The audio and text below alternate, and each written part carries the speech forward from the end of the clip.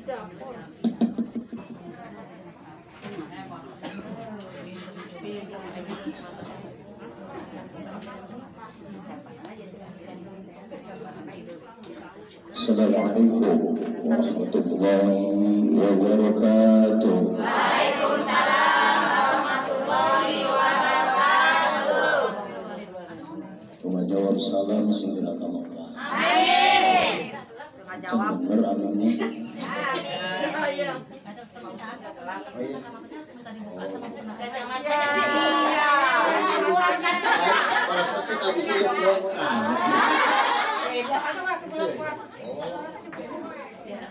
Jadi enggak terkenal. Yang terang katanya asapnya dari. Jadi kan bening ya.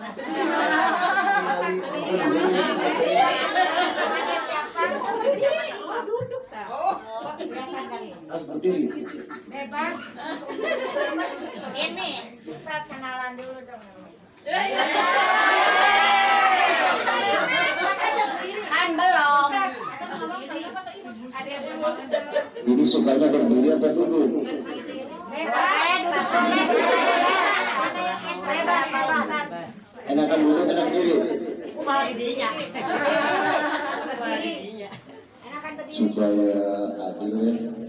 Jadi saya berdiri juga, duduk juga.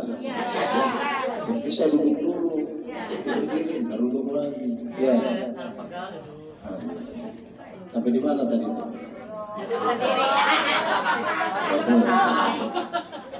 Menjawab salam segera ke Mekah. Aminnya kenceng benar. Baca. Berarti kepengen kan? Pengen ke Mekah. Jadi kedatangannya duit belum? Selamat bermimpi. Tapi mohon maaf, ukuran haji atau berumrah tidak diukur dengan secara materi. Ya. Ukuran haji atau berumrah tidak diukur dengan secara finansial. Apa-apa ya pakai bahasa Indonesia ya?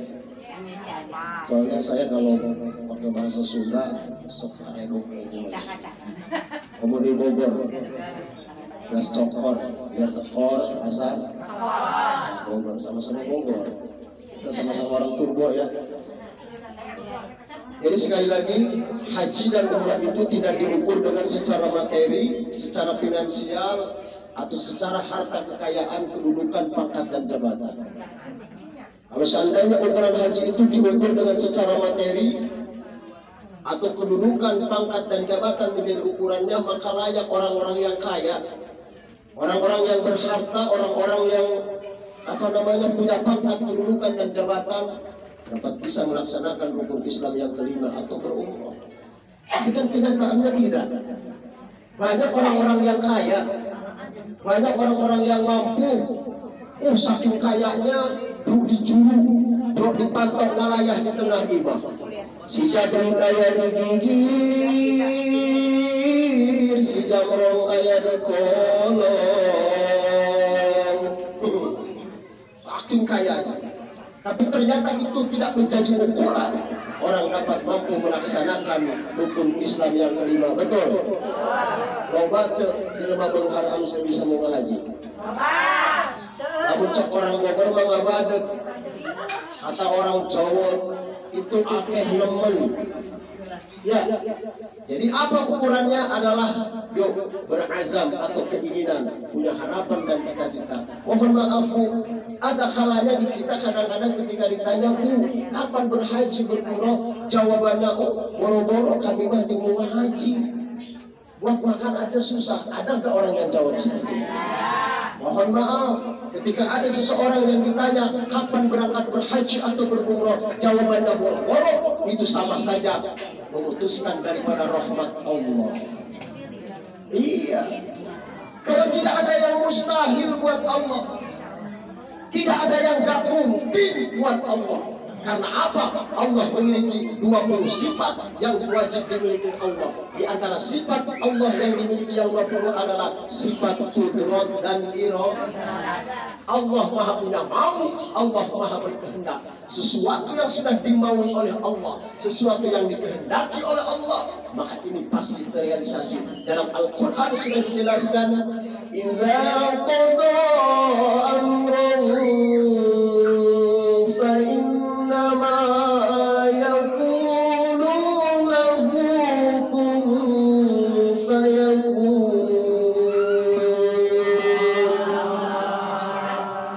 Wallahu a'lam bishawab. Yang artinya tatkala Allah berkehendak kepada sesuatu urusan, maka cukup Allah katakan kun jadilah fayakun, maka jadi. Makanya semua juga mesti kehendak Allah. Kita berkumpul di sini dapat melangkahkan kaki kita dari rumah masing-masing, duduk bersama-sama, bersimpuh, bermusafahah, bermuajahah. Ini semata-mata adalah qudrat dan iradah. Saya datang jauh-jauh dari Luliang. Kalau bukan karena qudrat iradat Allah, nggak mungkin saya ada di sini. Betul? Nah iya, manusia kan hanya berencana, tapi Allah yang menentukan daripada ikhtiar usaha kita. Betul ya? Makanya yuk dari sekarang saya mengajak bagaimana kita punya keinginan, bagaimana kita bercita-cita untuk dapat melaksanakan rukun Islam yang kelima.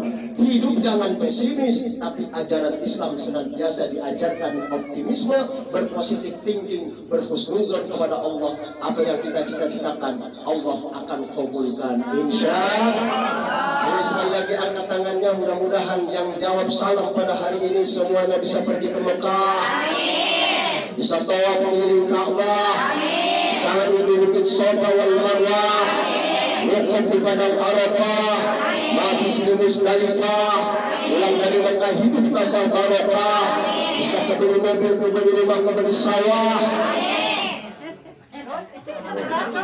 Kencang bener yang kalinya ya. Kebeli mobil, kebeli imah, kebeli sawah. Aminnya beda benar. Ya Rabbal, ya Rabbal. Dari berapa kali salah? 3. Satu kali ya? 2.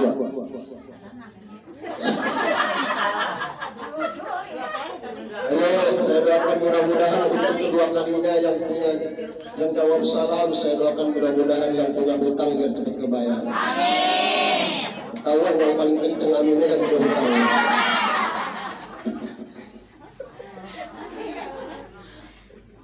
Yang punya kreditan mobil, kreditan rumah, kreditan motor biar cepat lunas. Ya Rabbal. Assalamualaikum warahmatullahi wabarakatuh. Waalaikumsalam warahmatullahi wabarakatuh. 2 kali, 1 kali lagi. Biar tidak ada kecemburuan sosial. Karena yang hadir di sini, saya yakin saya berhusnuzon, bukan suuzon, berhusnuzon, baik sangka saya. Kalau saya tidak doakan dan juga kita tidak mendoakan akan ada kecemburuan sosial. Tadi sudah doakan haji ya, rezekinya murah, yang punya hutang biar cepat lunas. Satu golongan lagi yang mesti kita doakan. Siapa? Yaitu golongan STMJ. Mau tahu STMJ? Mau tahu? Mau tahu aja apa tahu banget? Susu jahe merah. Ini apa? Susu jahe merah. Kalau dulu STMJ itu susu telur madu jahe. Ada orang sholat jalan, sholat terus, maksudnya jalan kayak begitu. Kalau versi saya tidak. STMJ itu S-nya sudah, T-nya tua, M-nya masih, J-nya John.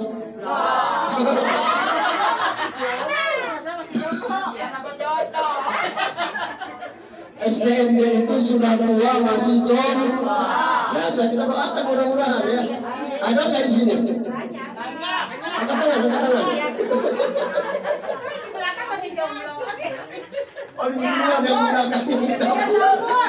Masya Allah. Ayo doakan yang masih STMJ sudah tua, masih jomblo. Mudah-mudahan yang jawab salam hari ini besok langsung ada yang lamar. Tolong yang paling kecil kamu mengajar. Ya Rabbal. Ya datang deh aki-aki nunggu.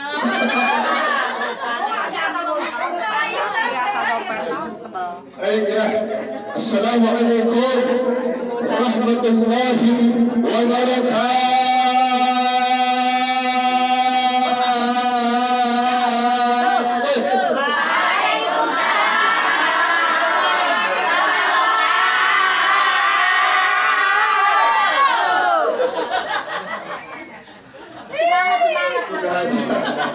Abang buntut mah kemana kepala ya? Buntut mah kemana mulu, bener tak? Kamu buntut panjang, buntut lagi, ada gitu.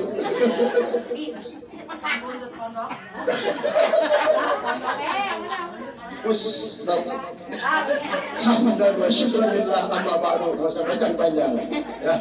Ini udah gerah banget ya. Yang sama kita hormati dan yang Allah muliakan, yaitu Ketua Majelis Taklim Khumairah Bunda Hajah Nur Hayati atau Buyayat, saya mengenalnya ya.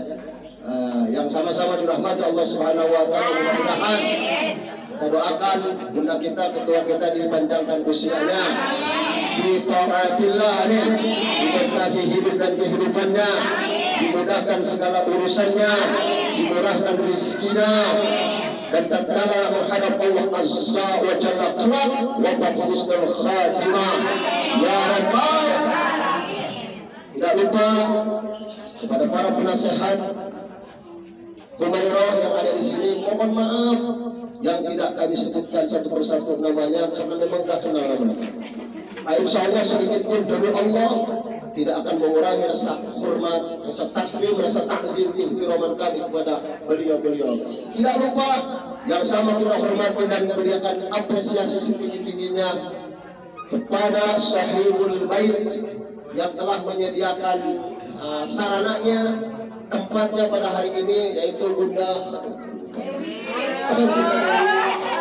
Dewi Wahdia. Kalau Bunda Dewi Nadrang yang mana? Jadi ada Dewi Nadrang, ada Dewi apa lagi? Dewi Pandang. Akhirnya salah saya nanti. Ya, jadi ada Dewi Nadrang, ada Dewi Pandang, ada Dewi Mahua. Semuanya ya yang bernama Dewi dan juga ibu-ibu, mohon maaf yang sudah sebutkan satu persatu namanya. Insya Allah tidak mengurangi rasa hormat saya kepada bunda-bunda sekalian. Mudah-mudahan apa yang sudah dikorbankan Sahibul Bait pada hari ini diganti dan dibalas oleh Allah dengan pahala yang berlipat ganda. Amin ya Rabbal. Saya tidak akan panjang kalam. Yang terpenting pada hari ini, acara hari ini singkat, padat, melekat. Yang penting kurang bawa berkah. Barokah, ya. Bawa barokah bukan berkat tuh, nggak usah diceritakan, belum siapin tuh saya. Wow, 3 kardus. Ya, 3 kardus yang disiapin buat kembali buat penceramah. Tahu kardus apa? Bicara masalah barokah, ada yang bertanya, makna barokah. Apa yang dinamakan barokah? Makna barokah itu ziyadatul khair 'alal khair. Kebaikan di atas kebaikan. Contoh, kalau kita punya satu rezeki, tapi kalau Allah bertahan, itu akan menjadi kecukupan. Contoh, yang namanya barokah itu urusan rezeki ya Bu ya. Urusan rezeki yang jauh menjadi dekat, itu namanya barokah. Yang jauh menjadi dekat, yang susah Allah mudahkan, itu namanya barokah. Yang jauh jadi dekat, yang susah Allah mudahkan, yang sulit Allah gampangkan, yang sedikit Allah salah. Nah, yang betul adalah yang sedikit dicukup. Loh, kenapa? Sinonimnya atau apa akronimnya, lawan kata dari sedikit kan banyak. Tapi untuk masalah rezeki bukan sedikit kita minta dibanyakan, tetapi sedikit itu bukan cukupan. Sebab kenapa? Mohon maaf, yang namanya banyak belum berarti bisa mencukupi. Benar. Contoh, ibu punya suami gajinya 20 JT. Wah, 20 JT. Tapi enggak barokah, enggak cukup. Tapi mohon maaf, suami kita penghasilannya mungkin apalagi sekarang sudah terkena PPKM ya. Makan aja koreh-koreh cok. Dikoreh itu ya. Tapi kalau Allah sudah berkahi rezeki kita, maka itu Allah akan cukupkan. Alhamdulillah bisa bayar kontrakan, anak-anak sekolah walaupun daring juga bisa beli kuota, benar. Punya kreditan motor masih kita bisa bayar. Itu namanya barokah. Makanya kita minta kepada Allah, suka minta kepada Allah, Allahumma inna nas'alukal barokah, benar. Minta kepada Allah kita dihidupkan, hidup dan kehidupan kita diberkahi oleh Allah. Satu. Yang kedua, jam berapa nih? Sudah saya tanya, sampai jam berapa kira-kira? Sampai jam 12 ya? Kuat? Kuat sampai jam 12? Kalau saya mah nggak kuat. Ini udah panas. Perlu saya sampaikan sedikit mudah Ustazah. Ini bertepatan dengan yaitu tahun sekarang adalah menyambut tahun baru Hijriah Islam ya. Ini supaya sesuai kita dengan sesuai muqtadal hal. Artinya wad'u syai'in fi ghairi mahalli, menempatkan sesuatu pada tempatnya. Ini bertepatan dengan Muharram. Alangkah eloknya baiknya kita bahas masalah Muharram. Pergantian tahun yang kita peringati mungkin beberapa kemarin yang lalu, ada yang mengadakan santunan anak yatim, ada yang memperingati dahirnya yaitu datangnya bulan Hijriah, dan berbagai macam kegiatan-kegiatan semua itu yang mengagungkan daripada bulan Muharram. Tadi saya dengar juga Bunda mau ngadain acara santunan ya. Di sini kapan waktunya? 11 September. Oh yang tadi buat anak yatim ya? Dan tadi dapat berapa? Yang kecerek gitu. Yang kecerek tadi? 237. Kalau jadi 300.000 nambahin berapa? 63.000. Ada nggak ya saya?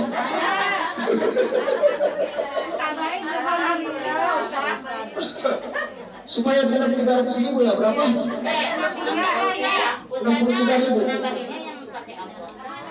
Enggak, sama itu malah lagi. 63.000. Gusti.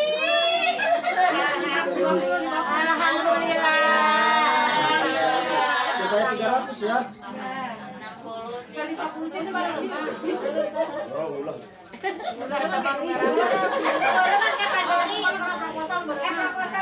Awas ya, 63.000 deh.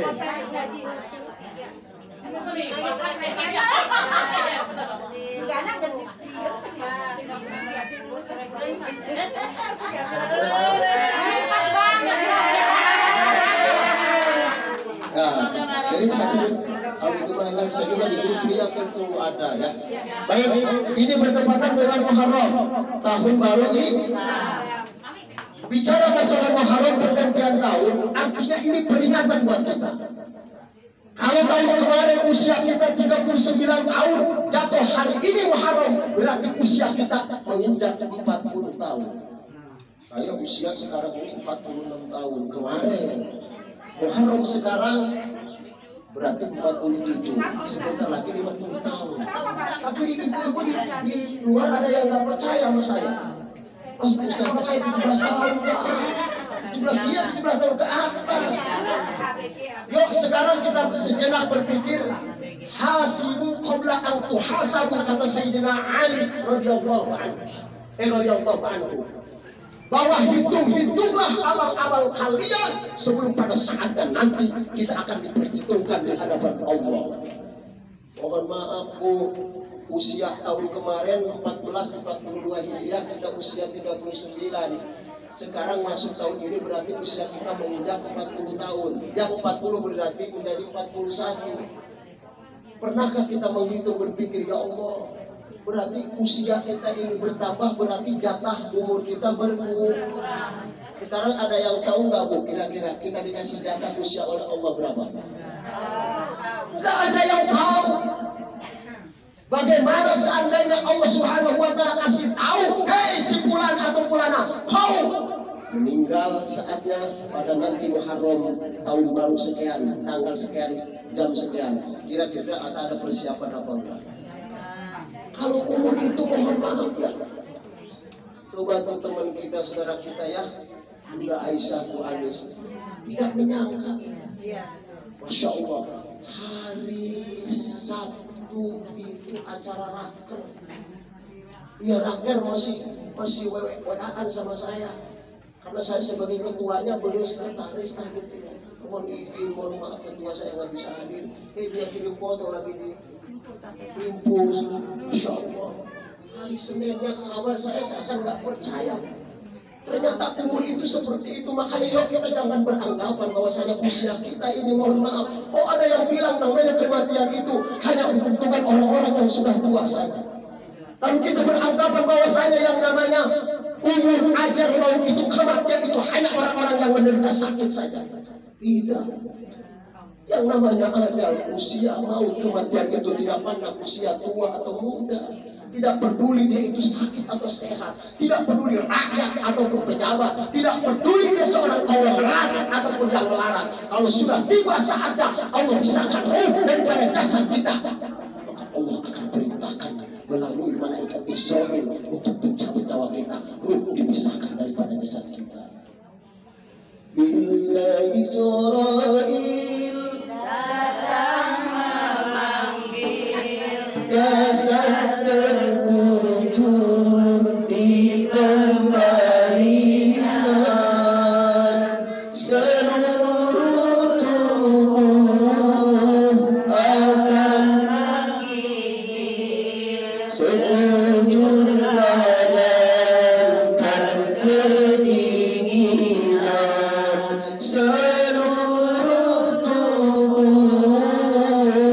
akan menggigil, sekujur badan kan kedinginan.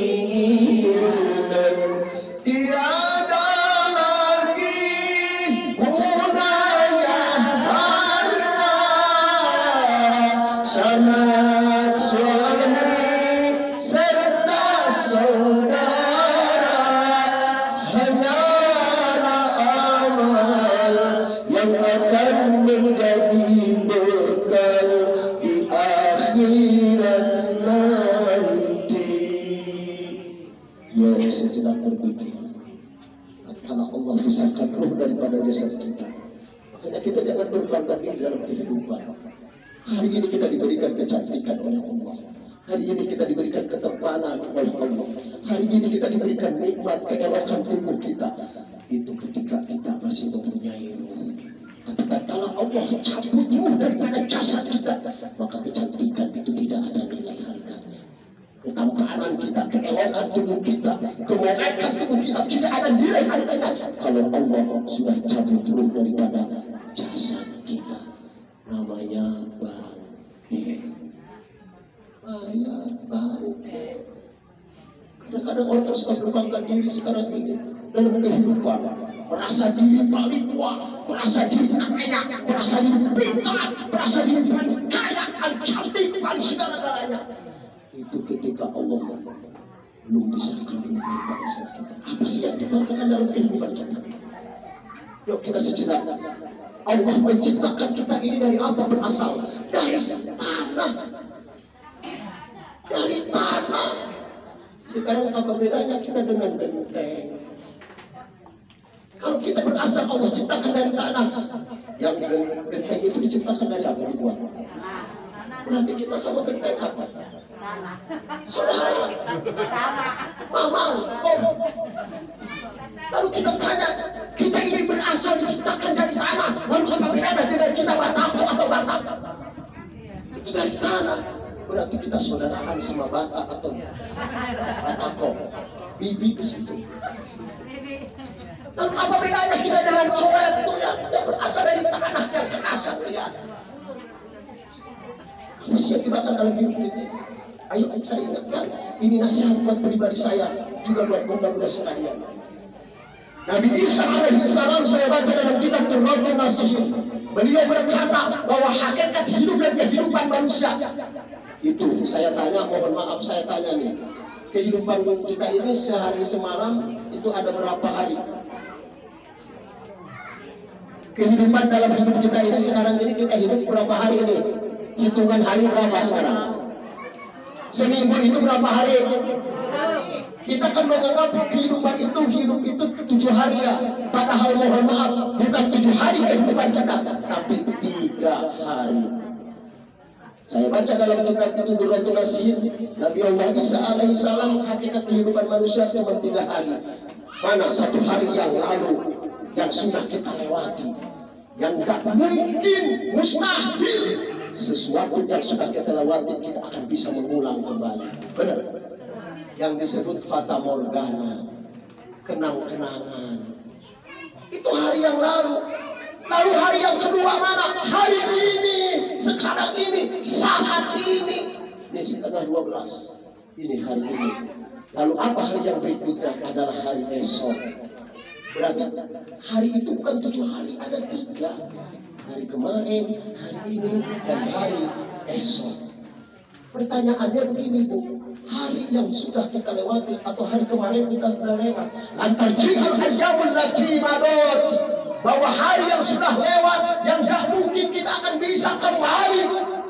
Seperti halnya apa? Air yang berangkat dari hulu ke hilir, kira-kira bisa nggak tuh air naik lagi ke atas? Itulah hari yang kita sudah lewati, gak mungkin. Hari ini yang sedang kita jalani, lalu hari esok. Pertanyaan kita, sampaikah, apakah kita bisa menjamin usia kita, umur kita sampai kepada esok hari? Siapa manusia yang bisa jamin? 3 hari, 3 jam, 3 napas. Napas yang sudah lalu, napas yang sedang kita bernapas, dan napas-napas berikutnya. Sekarang kita napas yang lalu, napas yang sudah lewat tadi jam 11, digunakan apa? Di jam 11 tadi kita gunakan apa? Ada yang zikir, ada yang baca sholawat mungkin ya, ada yang selfie, foto-foto, ada yang ngobrol, ada cekik-cekikan, ada yang makan. Betul apa tidak? Kalau kita pikir, ya Allah, tadi jam 11 itu dipakai apa waktu yang diberikan Allah kepada kami, kepada saya, Allah? Apakah digunakan untuk berzikir kepada Allah? Apakah digunakan untuk beribadah kepada Allah? Maka kita akan menyesal. Ingin rasanya kita kembali kepada jam 11 tadi itu dalam satu nafas, karena diisi jam 11 itu dengan kita lalai, tidak mengingat Allah. Menyesal, sesal kemudian tidak ada gunanya karena itu sudah lewat. Lalu yang kita miliki itu berarti yang mana?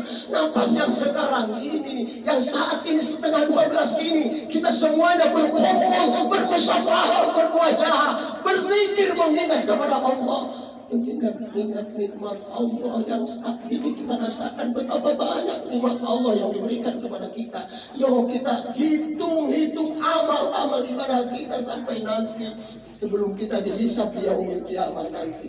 Karena apa? Tidak mungkin kita sampai kepada napas-napas yang berikutnya, atau kita sampai ke pertanyaan kita kepada napas yang jam 12 nanti. Ada yang bisa menjamin jam 12 nanti umur kita akan sampai kepada napas yang berikutnya? Gak bisa, kita nggak pernah tahu. Makanya yuk kita dalam satu napas ini yang kita miliki saat ini, hari ini kenyataan, jam ini realita, napas ini yang menjadi milik kita, kita gunakan sebaik mungkin. Untuk apa? Untuk kita gunakan beribadah kepada Allah. Kita tidak memiliki hari esok, kita tidak memiliki masa depan. Yang kita miliki itu adalah apa? Ini saat ini milik kita, gunakan. Karena hari kemarin itu sudah lewat. Jadi kita jangan berangan-angan kita bahwasanya ketika ada kebaikan, oh saya nanti akan santunan di besok. Oh ada kesempatan hari ini kita berinfak, hari ini saya punya uang. Jangan sampai nanti menyesal ketika kita tidak bisa menafkahkan harta kita, padahal ada kesempatan. Oh besok aja dah saya mah ngasihnya. Belum tentu usia kita ya. Bukan berarti saya dinyontoin kayak gitu, enggak ya. Kita bicara realitas saja. Ini nasihat bos saya. Artinya apa? Jangan menunda-nunda kebaikan. Kalau hari ini saat ini kita ada kesempatan untuk beribadah kepada Allah, lakukan. Kalau hari ini saat ini dalam satu nafas ini ada kesempatan kita untuk melakukan amal soleh, laksanakan. Jangan kita tunda-tunda kebaikan itu. Karena apa? Kita tidak bisa menjamin umur kita akan sampai kepada nafas-nafas yang berikutnya. Ya Allah, jangan sampai nanti kita sudah Allah pisahkan ruh daripada jasad kita, masuk kita liang lahat, masuk liang kubur. Apa permintaan ahlul kubur? Di alam barzah yang pertama, si mayit itu menjerit, berdoa kepada Allah, ya Allah, ya Rabb, kembalikan kami ya Rabb. Satu hari saja kami kembalikan ke dunia ini untuk hidup. Saya akan melakukan amal ibadah, saya akan bersedekah. Baik ya Allah, mungkin tidak satu hari saja, setengah hari saja kembalikan kami ke dunia ini untuk kami hidup, maka aku akan gunakan. Itulah permintaan si ahlul mayit di dalam kuburnya di pertama kali dia masuk yang. Tidak juga ya Allah, kalau memang engkau tidak mengabulkan permintaan kami ya Rabb, kata si ahli jannah, apa si ahli kubur ini, si ahli mayit, 1 jam saja kami berikan kesempatan, kembalikan kami ke dunia ini untuk hidup. Maka dalam 1 jam itu akan kami isi dengan beribadah kepada Allah. Semua harta apa akan infakkan di jalan Allah. Tapi apa yang terjadi? Nasi sudah menjadi bubur. Gak mungkin. Makanya hari ini ya, ada kesempatan kita berbuat baik. Kita gunakan sebaik mungkin. Ingat, nenek moyang kita, mungkin keluarga kita, karbon kita udah sekian ratusan tahun hidup di alam barzakh atau di alam akhirat. Sementara kita tahu satu hari di akhirat itu adalah perbandingannya 1000 tahun di dunia. Bayangkan, berarti yang sudah ratusan tahun saja di akhirat di kubur itu, kalau dibandingkan kehidupan akhirat dengan dunia, mungkin mereka baru cuma sekedar ada yang setengah jam. Apalagi yang mungkin baru kemarin dikubur, dibandingkan kehidupan akhirat dengan dunia 1 hari di akhirat 1000 tahun. Yang kemarin seminggu ada di alam kubur dibandingkan kehidupan, mungkin hitungan kita, oh si Arno sudah almarhum 7 hari. Padahal di akhirat ya Allah mungkin baru berapa detik.